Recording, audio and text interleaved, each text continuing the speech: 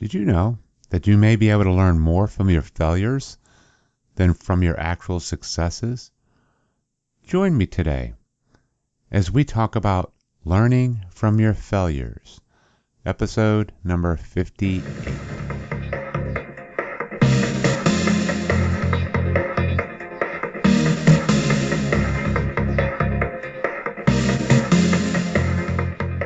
Hello again, and welcome to the Surging Forward podcast. I'm Dave Ballantyne, and we're here to bring you another great positive message to help you to keep surging forward in this negative world. Well, I've ran across a person who I ran across on the internet, and I knew I'd recognized his name from some of the times when I've gone through many of courses with listening to Mike Holt and a lot of my electrical background. This is going to be a great interview, and this is really going to apply, even though this is geared towards electrical guys, this is really going to gear towards anybody in the trade or whatever career you're at. So we're going to be talking about failures and how those failures can help you succeed. As a matter of fact, we talk about sometimes the best revenge you can have for those that are trying to bring you down can be success. Well, I'm really happy to be able to interview a great instructor and a great teacher, and he's very particular about being correct. But at the same time, he has no problem being corrected. So that's really where the humility comes into play. He wants to make sure he always teaches things in a proper way. So I'd like to introduce, we're going to be talking to Ryan Jackson. He's an electrical code expert and a combination inspector in Salt Lake City, Utah area. He started his career kind of as a carpenter, and he moved on from there. And within 2 years after he got out of his mechanical and plumbing schools, he became an inspector. And things just started happening, and things fell into place, and then he became an editor of some of Mike Holt's magazine, or Mike Holt's instructions training. Some of you guys may know that in the electrical field. Mike Holt's been around for a long time, and he has a lot of great training information online. I've actually referred a lot of you guys to there many, many times. But he started editing some of his books. Later on, he's also continued to work with some of the code cycles and getting some of the code revisions out there. So, again, he's worked his way up from starting off with just a menial beginning to getting up and becoming very successful in a very tough trade to be successful, because we know how tradesmen are. They can be a little rough around the edges sometimes. But that's what we're about. We're here to keep each other surging forward. I don't know why I'm fumbling over my words today. But also, this is one of the first interviews we've done over the phone. And so some of it's a little sporadic, so you're going to have to forgive me for that. I couldn't get a microphone to him. It's kind of one of the longer distance ones we've done. A lot of times I'm able to get with the person with a microphone, or we set it up with Skype, and they might have a professional system or whatever. But Ryan agreed to take a little bit of time out of his busy day to kind of hook up with us on the phone. So we were able to finally hook up and get together. But you don't want to miss this episode. It's going to be a great time. And again, look forward to your comments. Feel free to contact me at any time. But with any further ado, I just want to introduce to you Ryan Jackson. So enjoy the interview, my friends, and have a great, great week. Well, hello, Ryan. Glad to have you here on the show today. And for those of you out there listening, I've got Ryan Jackson on, and as you heard from the intro. But welcome, Ryan. Welcome to the Surging Forward podcast show. Well, Dave, thanks for having me. It's a pleasure to be here. I've listened to a couple of the shows, and I liked what I heard. So thanks for having me. It's an honor, really. Well, absolutely. Basically what we're doing is, just trying to show people out there of the leadership skills and the motivation, and that you can succeed in the trades, or actually any kind of career that you're in. But we really kind of focus on the trades there. And I've heard your name quite often. I used to Matter of fact, way back when, and I've still got a bunch of the old videos. I used to watch Mike Holt, and I use him a lot of teaching. I actually use his stuff for when I teach my code courses. And then all of a sudden I started seeing your name popping up on Facebook, and I go, man, I know that guy. Where do I know him from? So it's a pleasure. I was happy that we were able to hook up and have you on the show. But just as, a highlight of the show, did your success just come overnight with what you're doing with this, or did you have to? Where did you have to start out at? I love to read books, and I remember, and I especially I like horror books for whatever reason. I'm wired a bit odd, but I remember reading years ago. It was in Bram Stoker's Dracula book. There's a quote by the Van Helsing character. And I remember that character. I don't know if this is actually Bram Stoker's original quote or if he ripped it off, but Van Helsing is teaching, and he says, we learn from our failures, not from our successes. Wow. So that's cool. Yeah. So, I mean, did you start out I don't think anybody really starts out as a success, because you have to fail in order to become successful. Because you can't learn from your successes. When you strike out with the bases loaded in the bottom of the ninth, that's when you really learn that you got to sit on that fastball and react to the breaking ball or whatever it might be, but that's when you learn, is when you fail. That's my opinion anyway. Man, that's powerful. That's powerful. Cause, I talk about this. I get a lot of emails from guys, and, and I encourage the guys to email me or DM me privately, because so many guys, especially in the Facebook realm, we look out there. I've really started getting a following on Facebook and getting into it. But people are afraid to go on Facebook because they're going to get beat up. They think they got to be perfect. And, they're right. They probably will get beat up. You and I both have seen some craziness out there. But, I try to tell people, they think that even like myself, they think I was just born, when I go in to teach a class or something, they just look at me like, wow, this guy has all the answers. But you hit it right on the head about failure. So failure to you, I know I've talked about it quite a bit, but you really hit it on the head. So failure to you is a stepping stone. Is that a safe thing to say? I think so. Right. Absolutely. I think so. Failure for me was, looking back at my lowest point, when I was in high school, I always wanted to be a little bit more advanced in my life than I was. What I mean by that is, when I was in elementary school, I was tired of elementary school. I wanted junior high. By the time I walked through the doors in junior high, I was sick of junior high. I wanted to be in high school. By the time I walked through the front doors in high school, I was done with school. I wanted to be working. And that's just, that's how I was, So with high school, I got sick of it immediately. And I made this decision that it would be a much better career path for me to just smoke pot all day and go shoot pool and do drugs and not go to school anymore. And that was kind of the decision that I made when I was in high school. And that was a lot of fun for a little bit until I got kicked out of high school. And the principal called my mom and said, hey, this kid hasn't been to school in 3 months. We're done with him. So you deal with it. And, unfortunately looked at it and said, well, if you're not going to go to school, you're going to start working for a living and everything else. And, that was kind of an eye-opener for me. I was doing some pretty heavy drugs at the time, and a lot worse than smoking pot. I was doing a lot of crystal meth, and I was doing some pretty bad things. Wow. And it was a wake-up call for me, and that was tough. I started working in construction full-time when I was 16, framing houses. So I'd swing a hammer every day from 7 to 5, and then I actually would go to high school at night from 6 to 10. So, when I was 16 years old, I pretty much, I didn't have a life anymore, and that was my fault. It wasn't anybody else's fault in the world. That was my doing. Those are the choices that I made. We all make choices. Those are the consequences. Yeah, those are the consequences that came with it, So I started framing houses when I was 16, and still kind of being dumb and doing drugs and things on the side and going to school. And I ended up graduating on time, fortunately. And then something else happened, and that was when I met my wife, who I'm still married to. I met her, I was a senior in high school and she was a junior. And, she told me that basically it was either her or the drugs. One of them had to go. And fortunately, that time I made the right decision. Always got to have a good woman to back us, man.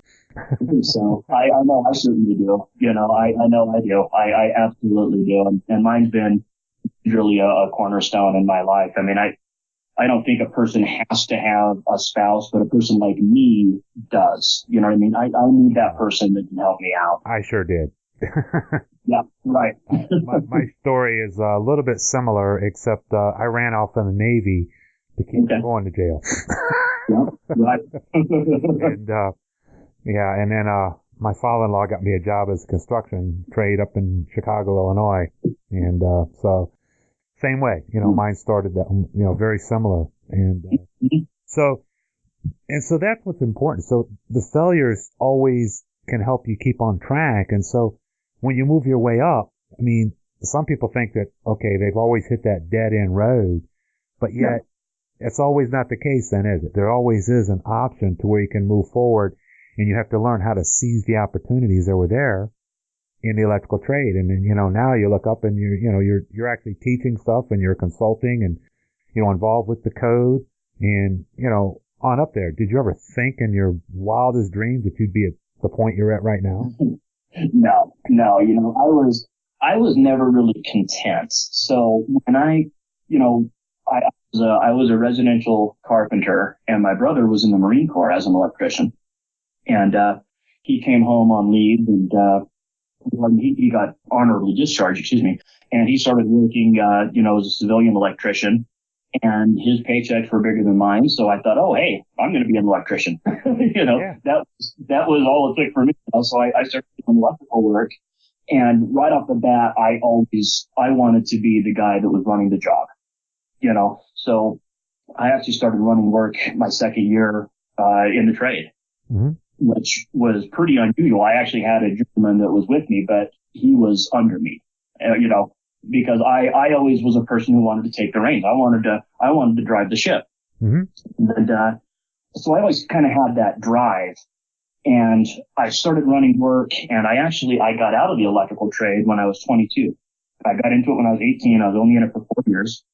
And, it's funny. The reason that I got out of it was I looked over, and there was a guy that I was working with. His name was Ralph. And Ralph was probably 65. Great guy.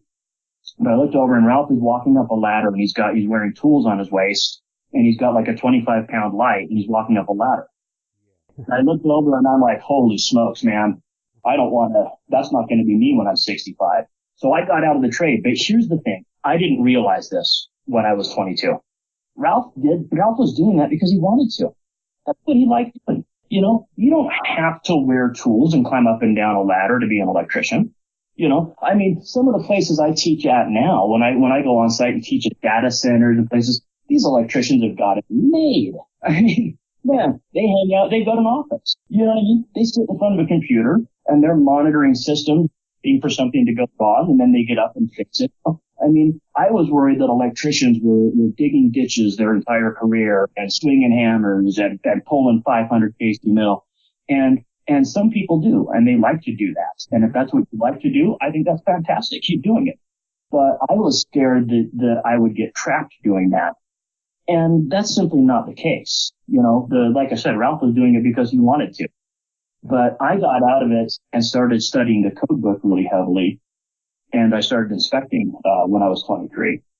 So I started out as an electrical inspector, really. And that's kind of been my bread and butter ever since, is working as an electrical inspector.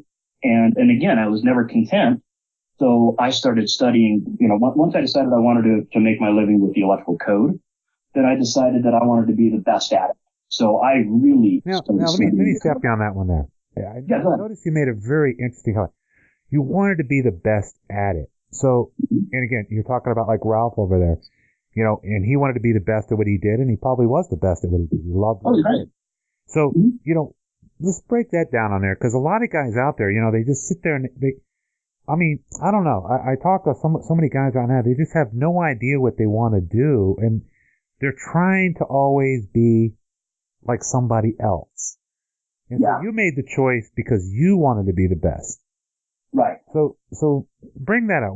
What is it that drove you to make that kind of a choice? What was your inspiration on that? Or was it just like you know what? On my yeah. ADD? No. You know what some of my inspiration was? I guess you could probably say anger to a certain point. Because to me, one of the things that I found out, you know what the best revenge in the world is, Dave? It's success. It's what? Success. Oh, wow. Success is the best revenge in the world. I remember when I was an apprentice, and man, I was getting hazed as an apprentice. I mean, yeah, we all did it. It's a tough world. It's not easy. It's not an easy world. Yeah, I mean, it was absolutely mean, man. Looking back at some of the stuff that the guys at Say to Me or do, man, it was cold-hearted, mean stuff, you know. And you want to know when you get revenge? When those very people, those same exact electricians, are sitting in a classroom that I'm teaching. I've seen that over and over again.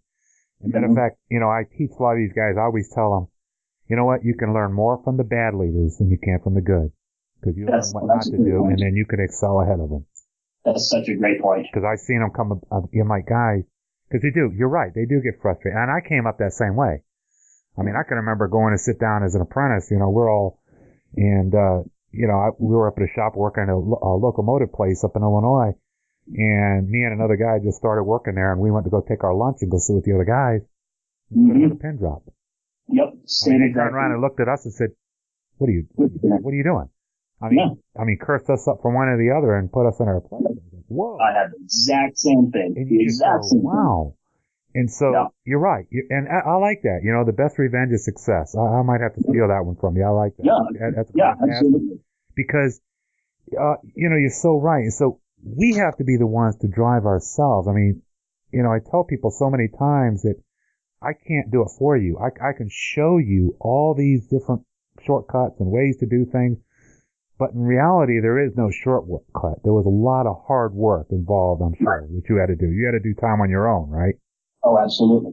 Absolutely. Yeah. Oh. Yeah. So, you know, I really started studying the code and wanted to get really good at it.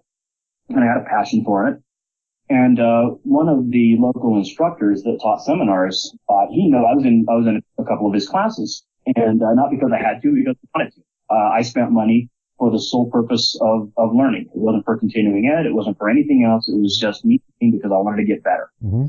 So I went to a couple of his classes, and he could tell that I was the guy with a highlighter in one hand and a pencil in the other and a note, you know what I mean, all squared away and wanting to really hear. He approached me and he said, "Man, you know, I've got too many seminars to teach. I wonder if you wouldn't mind filling in on one of them for me." Wow. I said, "Oh, geez, wow. Yeah. Exciting but scary at the same time." Appreciate this part. Okay, so I say, okay, what's a pay? And he says, what a pay is. And I'm 23, man. I'm eating pork and beans and ramen noodles. So he tells me what a pay is. I'm like, yep, sign me up. We're doing it.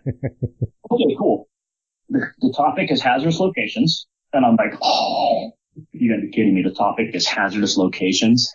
Anything. I mean, I wired the gas station, you know, and don't worry if you don't know anything about it. The people in the class probably don't either. So it's kind of nice about hazardous locations because it's either the whole world or you don't. Topic to teach first time. Exactly. So he says, okay, I want you to teach hazardous locations, and it's going to be at this university here in Utah, that Weber State University. Okay, cool. So I get there and I'm thinking it's going to be in a classroom, right? Wrong. Wrong. It is the lecture arena. Oh my goodness. It's seating for 5,000 people. Oh my. Yep. I'm going to do an 8-hour topic on hazardous locations. So I get in there and I'm on the stage. Now to this day, 15 years later, I've never been in a venue like this. I'm up on the stage. There are 4 like 20 by 20 foot screens behind me. And I'm like, holy smokes, you've got to be kidding. This is my first class ever. That's worse than mine, brother. Golly. So, you want to know how many people showed up? How many? 12 people. You probably did a big sigh of relief, didn't you? 12 people. And man, I covered the entire code book, because I had to be there for 8 hours. And of course, the first thing you teach, you don't know anything about anything. So, I mean, I'm talking a mile a minute, and it must have been the worst class that anybody's ever been to. But it was such a challenge that it kind of hooked me. And after that, it was like, you know what? Teaching is actually what I want. And that's been the case ever since. That's really still my passion is teaching. Well, let me ask you this, and this comes from me, and maybe I want to see if you kind of feel the same way. I love teaching, and I didn't realize it either. Mine wasn't as extreme as yours, but when I first started teaching, I'm just working out in the field. This is probably about 20 years ago, right around Y2K and all that craziness that happened back then. We were working tons of overtime out in the field. Generators. Yeah, all the generators we put in, absolutely. And I made a lot of money during those years. But the guy approached me and he asked me to teach, and I didn't think he saw how I was teaching guys out in the field, because I was one of those. I was always a working foreman. I never wanted to go in the office. I was just always, I like training the guys. And the first time he had me teach, he said, "Oh, well, they're looking for an apprenticeship instructor." And I said, "No, that's not for me. I can't get in front of people and talk, And then my wife says, "Oh, sure you can. You talk all the time." I'm like, "That's different. That's totally different." Believe it or not, I went ahead and took it, and I taught third year. And to this day, I still teach third year. Even though I'm teaching fourth year, I don't give up my third year, because that's my passion. I love third year. Okay. But I got up there and I taught those guys, and I'm telling you, these were third year guys. But my first day, I was scared to death. Oh, yeah. No idea. I mean, and then the first guy that challenges you on something. But you know what I learned? That's where you learn, like we talk about failing.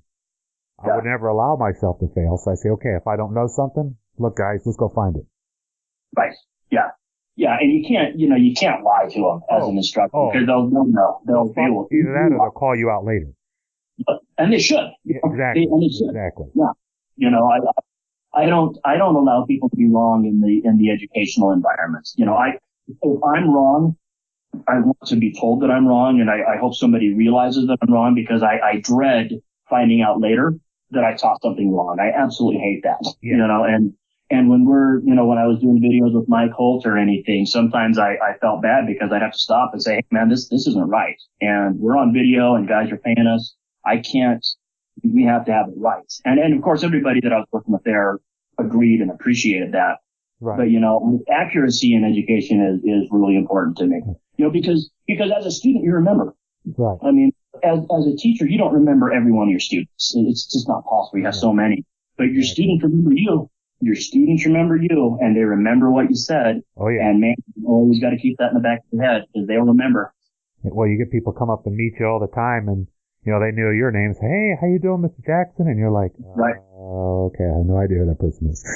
Exactly. So, when you've been sitting here working in the field, what's it like when you actually do, I'm sure there's guys that you've talked to who were just going down the wrong path. And, you share your story, you work with them in the field, and then you see them success later on. What's that feel like as an instructor? Absolutely amazing. It's just awesome. I've got, there's I want to say a girl, but it's a woman now. But I remember when I first started teaching, probably like 15 years ago, I've always been, so I don't teach apprenticeship. I never have. I just do seminars. So I do 8-hour lectures, all around the country. Okay. So I just do seminars. But once in a while, maybe once a year, I'll do like a free little lecture for the apprenticeships around here in Salt Lake. Uh-huh. I remember once I did one on grounding and bonding, and there was a female in the class, and man, the second I looked at her, she walked in and code book open, calculator sitting out, perfectly square to her code book, and a pad of paper and a highlighter and a pen, and I mean, you get some of those every so often. Yeah. She was ready to learn, man. I'm talking, and she's looking me in the eye the whole time and writing down like every word that I'm saying. And I'm looking, and I'm like, man, this person is going places without question. This is the person this is not the last time I see this person. She teaches that class now. Wow. She teaches third year, and she's one of the most respected teachers in the entire state. Wow. That's exciting. So, it was awesome, and I made it a point after class. I sat down and talked with her and said, "Man, I can tell how passionate you are and everything. And man, I'm really looking forward to seeing where your future goes, because it's going to be really bright." And it definitely has been. Her name's Meredith, and she's just and she's an electrician still. Well, I tell you what, there's a lot of good women electricians out in the field. Oh yeah. And they have the same kind of thing you just talked about. A lot of them a lot of them are either really, really great or they're really, really not, because they have something to prove also. And absolutely. I've had a lot out in the field that, I've had a couple young women who make excellent foremen out in the field because they want it done a correct way. Yeah. So, as you're moving up, once you've made those decisions to do anything, and when you get up to these certain levels, does failures start going less, or do you always succeed at everything you continue doing? Well, I think failure does happen less and less. But when it does happen, I know that the failures are bigger, or if they matter more, or if they just stick out more. But so when I was, I started teaching back in, 2004, give or take. And then I met Mike Holt and I started working with him in 2005. And initially we started by just doing a couple of videos. And he was really generous with me. He gave me a bunch of stuff, and I was still pretty young and didn't have much money, and he gave me like a jump drive, and back when those were first invented, and all this different stuff, and it was just really cool. And I said, man, let me pay you back. Let me edit one of your books. And I'll read it from stem to stern, and anything I can think of, I'll do. So I decided to edit one of his books, and I ripped it apart. Mm-hmm. Appreciated it. He loved it. And the next thing you know, it was like, hey, listen, I'm going to pay you. I want you to edit all my books. Oh, wow. And ended up doing that. So cool. Now I'm editing all these textbooks. And then in 2011, he says, you know what? I want you to write the books. The Code Changers book is yours. I want you to write every word of it. It's all yours. Wow, that's a privilege. So, that was pretty crazy. And so I wrote the 2011 Code Changers book. And, there were mistakes in it. And there always will be. Because when you're writing the Code Changers book, you're writing a very big book report about a book that hasn't been written yet. It has been written. The code book isn't even published yet by the time we're ready to publish. Oh, yeah. So there's going to be mistakes, and you just hope that they're not really, really major mistakes. So do I still make mistakes? Oh, absolutely. They're magnified. When I make mistakes now, they're a little bit, they're perhaps more important than they were before. Well, that's what I noticed. I was even looking at your website there. I noticed you even have a thing on the website. And I thought that was really great because I try to encourage some of these young guys. That's one cool thing about the NEC code book. Mm-hmm. It's one of the few code books I tell people that are written by others. It's not written by a government agency. It's not written by a board. It's not written by a group of people. It's written by whoever wants to submit a proposal. Yeah. And so that right there, because matter of fact, I'm getting ready to go down in October. I'm going down to the Southern Section meeting. So they're having the one down in Orlando this year Nice. And so my wife's coming down with us. We'll stay down for an extra 2 weeks and spend some time in Disney World, of course. That'll be fun. Mm-hmm. But I find it amazing when I go to those section meetings even, and that's what I try to portray to people. There's people think there's levels, but as you've probably seen, whenever you get to these other levels, sometimes you feel intimidated, but then at the same time you realize they're the same as you and I. I mean, debate on where the comma goes or how they're said, and that's what I try to explain to my students the same way. Everybody puts their pants on the same way, but it's just a basis of where our levels of understanding are. Yeah, and I think it's a matter of not being content. For me, anyway. I can debate code. I know some people that are pretty sharp in the code and can debate about the code. But then when all of a sudden, when I have a new gear and go past them, is when you start talking about the code change process and how did this rule get in? Who submitted it? How did it get voted on? What were the pros and cons? So to me, that was the depth of the code knowledge that I was striving for, so. And again, that's, just a matter of not being content. When I'm up in front of a class talking about code and someone says, well, why is this in the code? I don't want to give my opinion as to why. I want to give them the facts. This is why it's in the code. This is how it got in the code. This is, it was not some manufacturer trying to get rich. Thank you very much. It was a guy who was really on principle thinking, Yeah, you hear that one so many times. Yeah. It's their way of justifying that they don't have to follow the rules or whatever the case may be. Well, that's exactly right. Yeah, there's one right now about dimmer in the 2017 about dimmer switches on stairways, and people are saying, "Oh, that's the manufacturer trying to fix." Let me tell you something. You don't get rich as a manufacturer by requiring one switch in every 50,000 houses that's manufactured. Okay, if that's your business model, good luck. Yeah, exactly. And besides, they're only represented by one person on there, and there's a lot of other people on those boards that talk about that. So yeah, exactly. I know a few of them myself, and that's a long process, and they don't get paid a whole lot to do that either. Most of that's volunteer and stipend. Most of it is volunteer, yeah. Yeah, exactly. So it's a matter of what you choose, and going back to the success. So it doesn't matter where you run; it's a matter of the choices that you make to get to a level. We can all dream to get whatever level you want, whether you want to work out in the field or whether you want to rise up and actually run your own company. And I think that's what's neat about the trades. Mm-hmm. It's not required to have, any kind of special letters behind your name. It's not based on your reputation. Oh yeah. That's the big part. Something that I learned, and you kind of learn this as a father, and you learn this just self-evaluating, is, no two people are cut from the same cloth. Work for me is not going to work for anybody else in the world. And what worked for this person, and, because we're all different. We've all faced different obstacles. I remember watching, I quit smoking cigarettes about 2 years ago after 22 years. Good for you. And yeah, no kidding. And when I did it, I was worried about gaining a bunch of weight. So I started exercising at the same time. I started lifting weight. And I started really getting into it, and man, so now I lift weights all the time, and I'm not big. I mean, I can deadlift 400 pounds, which isn't that much, but that's been a goal of mine, and I finally hit it.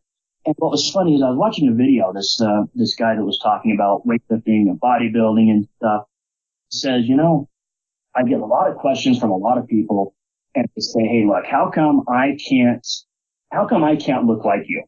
I work as hard as you. I take the same supplements. I eat the same amount of calories. I lift as much.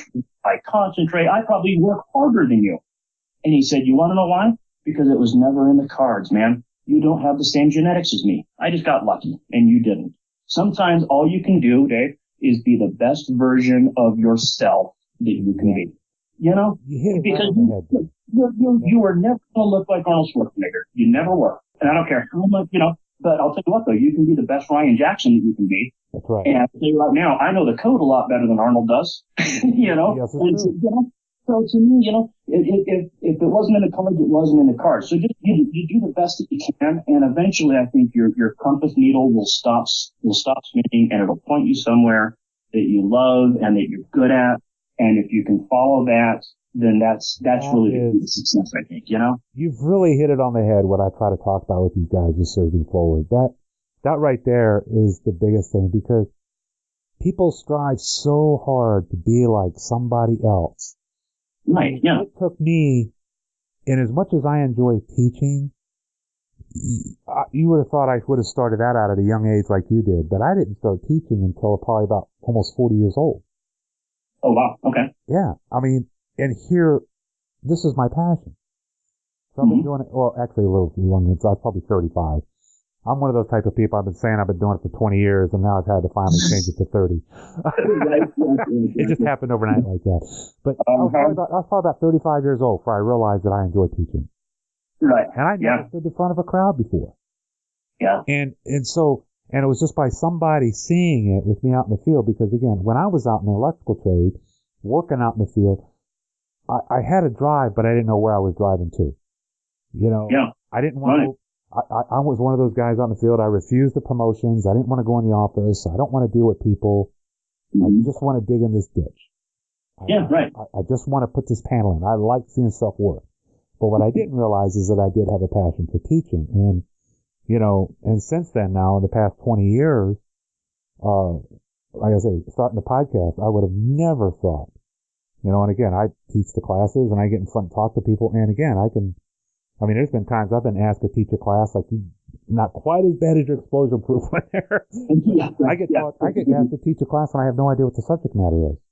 Oh, I can look at it real quick I go, okay, give it to me here real quick, and I can get the message across, you know. You know what I get asked to do? I get asked to talk at funerals. Do you get that? Oh my gosh. Yeah. Oh, yeah. Yeah. Yep. Oh, Ryan, you speak in front of people. You do the what? You know, well, this is a little different, man. I can talk about my own law, dude. I don't. Yeah. It's a little different. It's a little different. So, but well, hey, I really want to thank you for being on the show, Ryan. I hope this is the one of many interviews. Now, we've been talking mostly about electrical, and for those of you out there, Ryan and I, we could probably talk all day about electrical, some of the stuff we do. But, you know, for those of you out there, it doesn't matter what career you're in. You know, whether you're HVAC tech, a plumber, carpenter, or whatever career you are that's listening to this, you know, you got to find your passion. And I think every one of my episodes have always said that in one way or another. But I do have a lot of electricians that listen. I do make it mandatory for all my apprentices to listen to my podcast. So that's how I get a good following. I make it mandatory for people to buy my book. Yeah. That's how I get a big following. Makes it look good. But for those of you out there, and again, and I just want to make it very clear, see, there's plenty of space out there for all of us. And so training never stops. Whether you take one of my courses, whether you take Ryan's courses, whether you take Mike Holt, because as Ryan said, you know, he paid good money to take courses to excel himself. It's not just always about the minimum CEUs. I mean, for Virginia here, they only require 3. And that's it. I mean, and I know up in Alaska and some of the other places, they require 22 hours. So, I mean, training is for your benefit, not necessarily for your license or not for your bosses or not for anything else. So tell us, Ryan, where can guys go to get some information about some of the training courses you have? Can you put your website? And I'll also put a link on the website there also for you. Yeah, absolutely. You can go to ryanjacksonelectrical.com. Okay. And, I've got a couple of links there, a little bit of code stuff. I've got a calendar there for some upcoming classes. And, he's got a lot of cool transformer out there, guys. Don't try that at home, though. He's got a cool video up there that I'm going to be sending my apprentices to go check out. Because what you need to do is build yourself a Thompson coil there, Ryan. Yeah. I've got one in my class that I use. Yeah. I got an actual Thompson coil that I use. So that's kind of cool. But, it's pretty rad. You got to be careful. But yeah, if you want to email me, most of my classes I do for clients. So a lot of times, I'll get a big corporation or I'll just get an electrical contractor that says, look, we want you to come out and do a class for our show. So yeah, go to my website, or you can email me. My contact link is on the website. So ryanjacksonelectrical.com, and get in touch with me. Do you have a Facebook link up there, or we could put your Facebook link up there also? I do, yeah. On Facebook? Yeah, Ryan Jackson Electrical Training is my Facebook link, and I put up code stuff on there too. So, yeah. Okay. Well, great. And guys, for those of you listening out there, if you happen to see us online, just follow a trade there, because I know Ryan answers quite a few questions out there, and he's never finished. And and sometimes you got to cool some of the heated arguments down and make everybody relax a little bit. Right. Hey, if you don't mind, Dave, can I say one more thing here that I'm a real big believer in? That is, never stop learning. Wow. Absolutely. When the market went south back in 2008, I'll tell you what, the electricians that were able to really stay busy were the ones that had a good, broad knowledge. They were doing not only the line voltage, they were doing the communications. And they knew how a little bit about coaxial cable and fiber optics, things, you know what I mean? So, man, I'll tell you what, some of that knowledge, I've always thought that anytime you learn something, at some point, you'll use that knowledge. I don't think there's such a thing as worthless knowledge. I don't believe that. Absolutely. That's a good advice out there. So don't limit yourself. Keep on learning. When we decided that we wanted to be in the trades, we made a decision that we're going to have to continually evolve. We're going to have to keep up on things. So make sure you're doing that. All the time now. It's faster now than it used to be.